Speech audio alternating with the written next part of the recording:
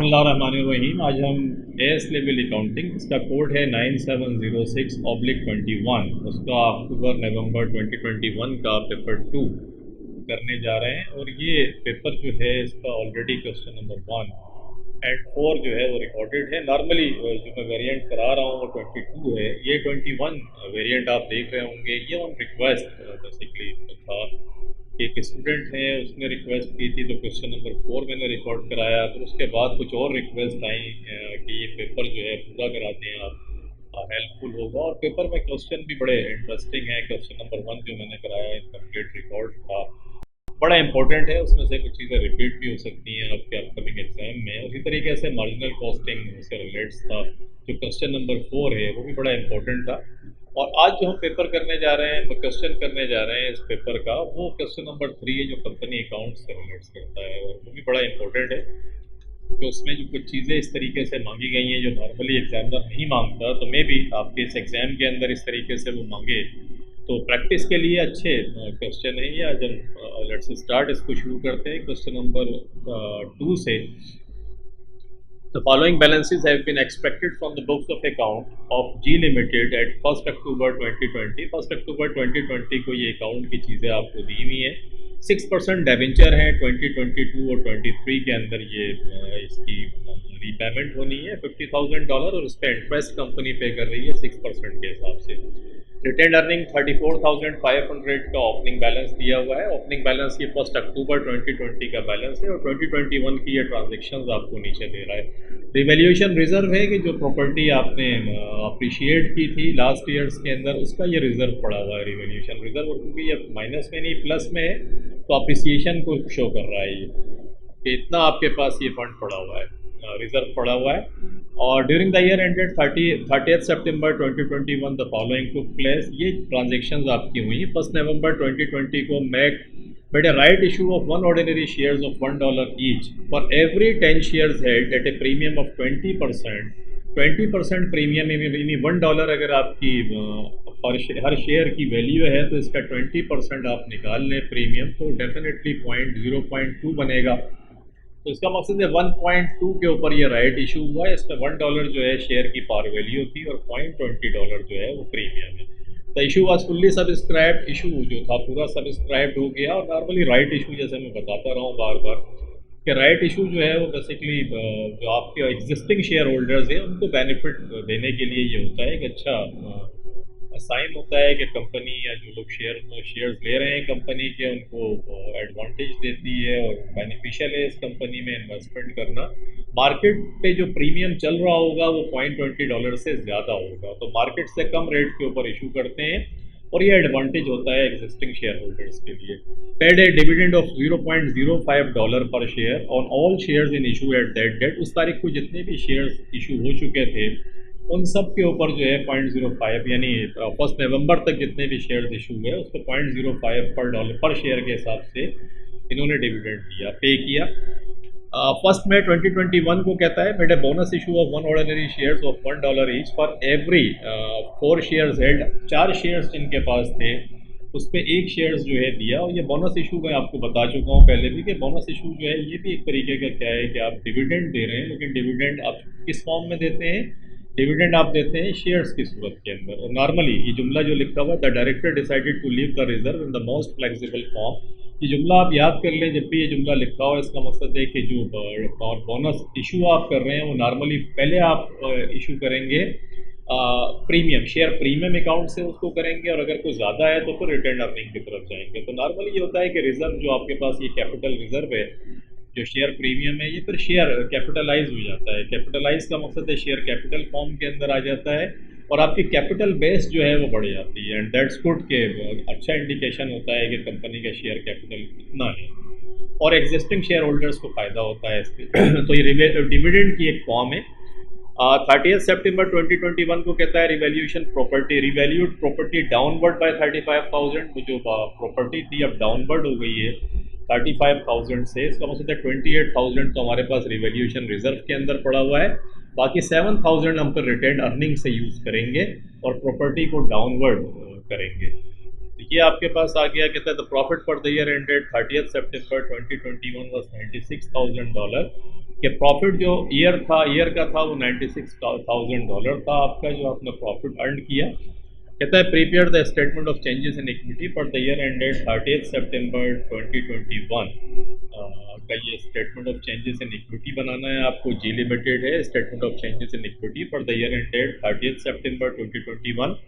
1 अक्टूबर 2020 को इसने शेयर कैपिटल गायब कर दिया, शेयर प्रीमियम गायब कर दिया। दैट्स द ट्रिकी पॉइंट, ये क्वेश्चन इंटरेस्टिंग है ये। इसमें ये ओपनिंग बैलेंसेस इसने गायब कर दिए हैं, रिवैल्यूएशन रिजर्व आपको दे रहा है और रिटेन अर्निंग का ओपनिंग बैलेंस दे दिया है, टोटल भी गायब कर दिया है इसने।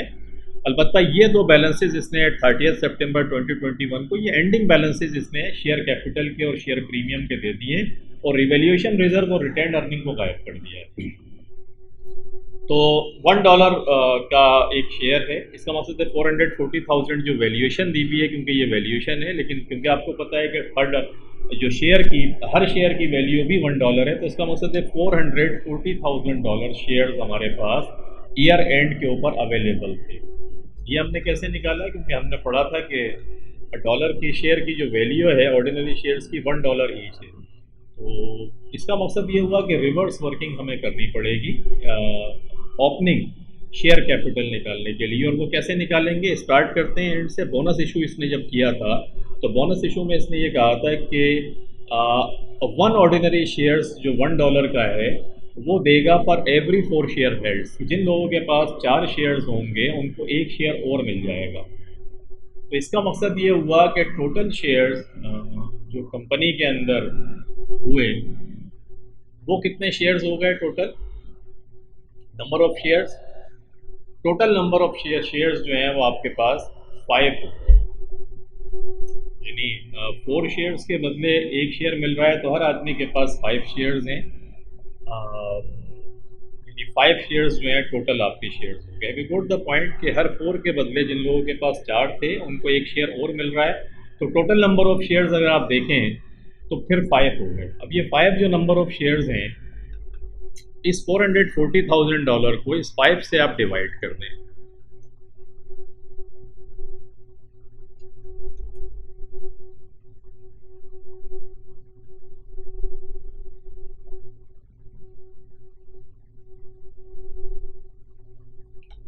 जो टोटल नंबर ऑफ शेयर्स हैं,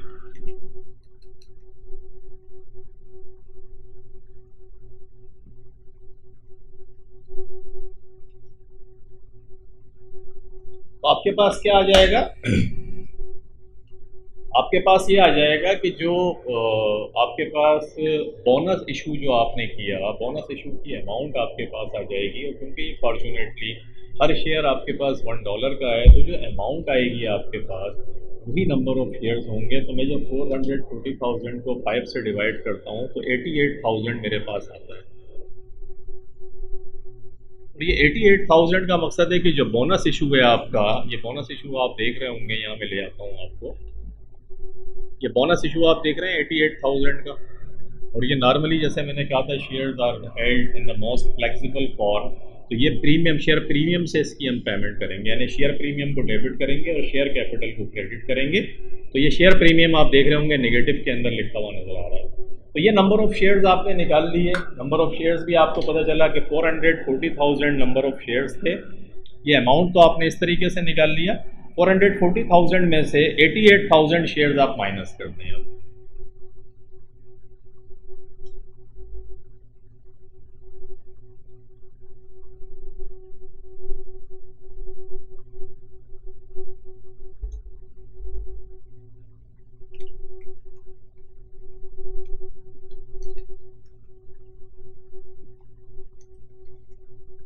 तो 352,000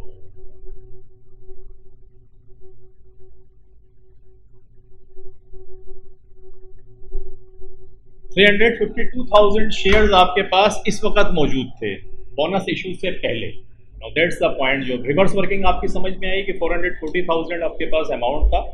आपने देखा कि बोनस इशू जो हुआ तो उसने कहा कि हर 4 शेयर्स के बदले 1 शेयर दिया जा रहा है, तो टोटल शेयर्स क्या हुए, अब लोगों के पास 5 शेयर्स हो गए। आप क्या करें, टोटल जो आपके पास अमाउंट है इसको डिवाइड कर दें टोटल नंबर ऑफ शेयर्स है, तो आपके पास वो अमाउंट आ जाएगा जो एक्चुअली बोनस इशू की सूरत में आपने दिया।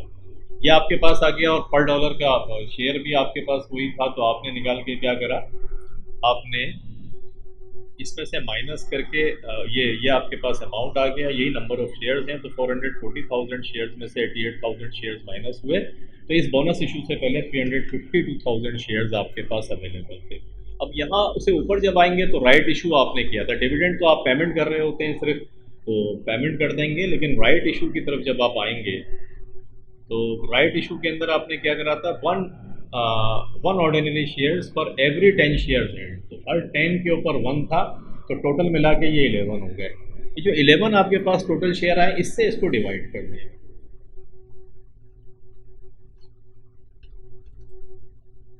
तो 332,000 बल्कि आपके पास आ गया, तो 32,000 जो आपके पास आया, ये एक्चुअली आपके पास राइट इशू का शेयर कैपिटल है। जो राइट इशू है इसका शेयर कैपिटल आपकी, जैसे जिस तरीके से बोनस इशू का आपने शेयर कैपिटल निकाला था डिवाइड करके, इसी तरीके से 11 से डिवाइड करके आपने क्या निकाल लिया, राइट इशू का शेयर कैपिटल आपने निकाल लिया। और आपको पता है नंबर ऑफ शेयर्स भी यही है, तो नंबर ऑफ शेयर्स का मकसद हुआ 32,000 शेयर्स हैं, क्योंकि $1 का ईच है, और इससे मल्टीप्लाई करते हैं 0.20 को, क्योंकि 0.20 आपको पता है प्रीमियम है 20%, तो 32,000 मल्टीप्लाइड बाई 0.20, 6,400 यह आपका प्रीमियम आ गया। तो ये शेयर प्रीमियम आ गया आपका, आपने देखा कि 32,000 शेयर्स का 0.20 शेयर प्रीमियम आ गया, और ये राइट इशू का आपके पास शेयर कैपिटल आ गया। राइट इशू का जब शेयर कैपिटल आ गया तो रिवर्स वर्किंग करके बहुत आराम से आप निकाल सकते हैं कि 444,000 ये आपके पास अमाउंट था, 440,000, इसमें से माइनस कर दें ये 88,000 और माइनस कर दें आप 32,000 ये वाला, तो आपके पास $320,000 का शेयर कैपिटल आपके पास आ गया, जो शुरू के अंदर आपके पास था। तो that's the point, tricky point था, आपको रिवर्स वर्किंग करनी पड़ेगी। रिवर्स वर्किंग करके पहले बोनस इशू का अमाउंट निकालें, नंबर ऑफ शेयर्स भी वही है $1 के हिसाब से, फिर राइट इशू का उससे फिर माइनस कर दें, टोटल में से जो बोनस इशू के शेयर हैं उनको माइनस कर दें, आप पहले वाली पोजीशन में आ जाएंगे। फिर देख लें कि राइट इशू के अंदर नंबर ऑफ शेयर्स कितनों के बदले कितने कर रहा है, उनको जमा करें, फिर उससे डिवाइड कर दें, तो राइट इशू का शेयर कैपिटल आ जाएगा। वहाँ से शेयर प्रीमियम निकाल लें और रिवर्स वर्किंग करके 444,000 में से इन दोनों को माइनस करके 1 अक्टूबर का बैलेंस निकाल लें आप शेयर कैपिटल का। इसके बाद फिर आपको ये रिवर्स वर्किंग करके शेयर प्रीमियम का ओपनिंग बैलेंस निकालना भी आसान है। ओपनिंग में से आप प्लस करते 6,400 को, माइनस करते 88,000 को, तो जो माइनस कर रहे हैं उसको प्लस कर लें और जो प्लस करते हैं उसको माइनस कर दें रिवर्स में। ये 4,600 है, या आप माइनस करना था 88,000, तो अब 88,000 को आप प्लस कर लें अपने पास, और ये प्लस करना था 6,400, इसको माइनस कर दें, तो 86,200 जो है ये आपका ओपनिंग अमाउंट आ जाएगा। और ओपनिंग अमाउंट आपके पास किस चीज़ का आएगा, ये शेयर प्रीमियम का ओपनिंग अमाउंट आ गया। That's the point. इसके अंदर जो था ये आपने देखा कि अच्छा ट्रिकी पॉइंट था, और ये आपने निकाल लिया इस तरीके से।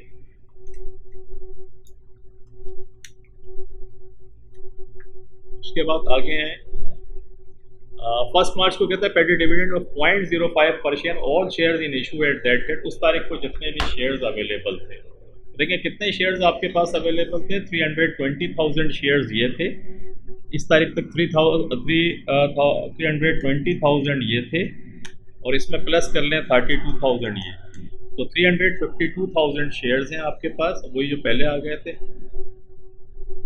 इसको मल्टीप्लाई करते हैं 0.05 से,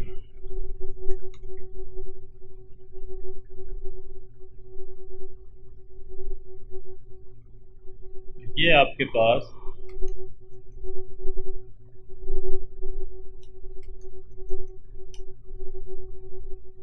डिविडेंड पेड की अमाउंट आ जाएगी।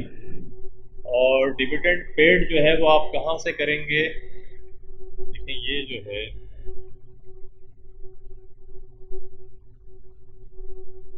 ऑल शेयर्स इन इशू और दैट डेट, तो ये जनाब आपके पास जो टोटल शेयर्स हमने निकाले, इसमें क्या हमारे पास टोटल शेयर्स अब तक आ गए 1 मार्च, तो 1 नवंबर को हमारे पास जो टोटल नंबर ऑफ शेयर्स थे वो 320,000, एक ये था, एक 32,000 था, 352,000, और इसका जब मैं निकालता हूँ 0.05 तो बनेगा 0.5 नहीं 0.05 है, तो 350 का अगर आप 0.05 निकालें 352,000 मल्टीप्लाइड बाई 0.05 तो 17,600 बनेगा ये।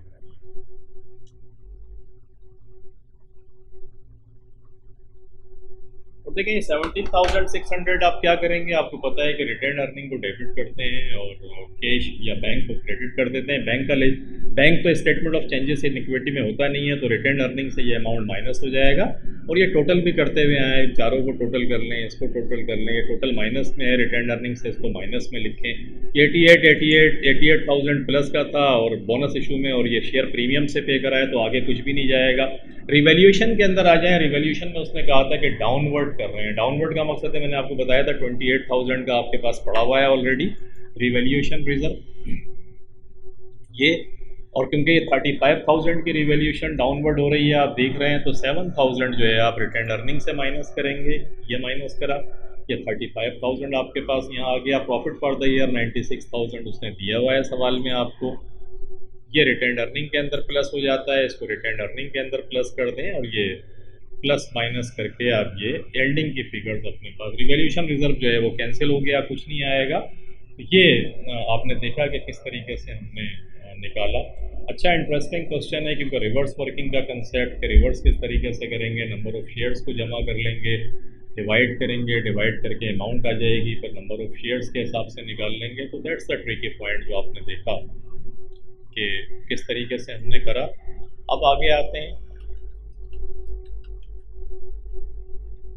एडिशनल इंफॉर्मेशन में कहता है the directors of G limited wish to raise 500,000 additional capital for expansion. They have identified two options to raise the full amount.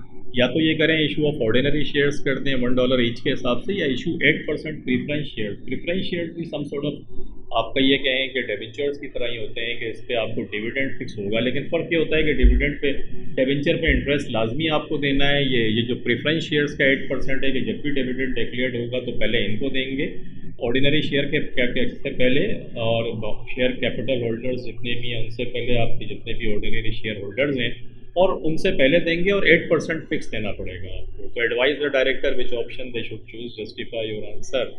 Normally ये है कि ऑर्डिनरी शेयर्स अगर आप इशू करते हैं तो प्रेफरेंस शेयर्स में ये है कि 8% फिक्स हो जाएगा आपका, और वोटिंग राइट्स नहीं होते नॉर्मली इनके पास, इनको भी इशू कर सकते हैं अगर आप देखते हैं कि 8% आ सकता है। अदरवाइज फिर ऑर्डिनरी शेयर्स इशू कर दें, उसमें कोई ऑब्लिगेशन नहीं होती। The new shares issue would dilute current share holders investment के। अगर आप ऑर्डिनरी शेयर कैपिटल इशू करते हैं तो उसमें डाइल्यूट हो जाएगी आपकी शेयर होल्डर्स की जो पावर्स हैं, जो इन्वेस्टमेंट है, क्योंकि न्यू शेयर होल्डर्स आ जाएंगे। तो ये डाइल्यूशन से बचने के लिए आप क्या कर सकते हैं कि प्रेफरेंस शेयर्स को इशू कर सकते हैं, जो मैंने कहा कि वहाँ पर डाइल्यूशन नहीं होगी आपकी। The share would have voting rights which may leave the current owners vulnerable to loss of control. ये इंपॉर्टेंट पॉइंट होता है कि जो करंट ओनर्स हैं उनका फिर लॉस ऑफ कंट्रोल होगा, तो ये उनको देखना पड़ेगा। But dividend payment would be discretionary, लेकिन डिविडेंड पेमेंट यहाँ पर डिस्क्रिशनरी होगी कि चाहे दें या ना दें, तो ये एक एडवांटेज है। और प्रेफरेंस शेयर्स में क्या होगा, 8% dividend rate is more expensive than current borrowing. Current borrowing पे तो रेट आप 6% का दे रहे हैं, आप देख कर आए, अगर इनको लेंगे तो 8% डिविडेंड देना पड़ेगा, जो समझ में नहीं आता। The shares do not have voting rights, so no likelihood of loss of control. यहाँ एडवांटेज ये है कि वोटिंग राइट्स नहीं है तो लॉस ऑफ कंट्रोल नहीं होगा, ये इसका एडवांटेज है। Dividend have to be paid whether the company makes a profit और लॉस, के कंपनी प्रॉफिट कमाती है लॉस कमाती है, डिविडेंड आपको देना पड़ेगा। तो इसके अंदर ये है कि फिर कंपनी देख ले कि जो इशू कर रही है मैनेजमेंट, इसके प्रोज एंड कॉन्स को देख के जो एडवांटेजेबल हो वो डिसीजन अकॉर्डिंगली ले लेना चाहिए। ये इसका फिर आंसर हो गया, आपने प्रोज एंड कॉन्स देख लिए। आगे आए, the finance director has suggested that the company could issue further debenture. उसने कहा कि बजाय इसके कि आप प्रेफरेंस शेयर्स पे जाएं, इसका डिवेंचर का तो रेट भी 6% है, आप इसको इशू करते हैं। State to characteristics of debentures, debentures की ये है कि फिक्स इंटरेस्ट रेट इसके ऊपर होता है, repayable on specific future date है कि स्पेसिफिक फ्यूचर डेट होती है, उस पर इसकी रीपेमेंट होती है, इंटरेस्ट रेट फिक्स होता है एंड सिक्योर्ड अगेंस्ट एसेट्स। और नॉर्मली हमने एसेट्स अपने प्लेज करवाने पड़ते हैं और लॉन्ग टर्म होता है, शॉर्ट टर्म नहीं होता। ये इसकी कैरेक्टरिस्टिक्स हैं। तो यहाँ हमारा ये सवाल जो था क्वेश्चन नंबर 2 ये कंप्लीट हो गया कंपनी अकाउंट्स का। इंटरेस्टिंग क्वेश्चन, तो प्रैक्टिस के लिए बहुत अच्छा सवाल है। आपके एग्ज़ाम भी बिल्कुल करीब है और इंशाल्लाह you are practising and getting A plus in your exam. फिर अपना बहुत ख्याल रखिएगा। मिलते हैं फिर नेक्स्ट इसी के सवाल के साथ। अल्लाह हाफ़िज़।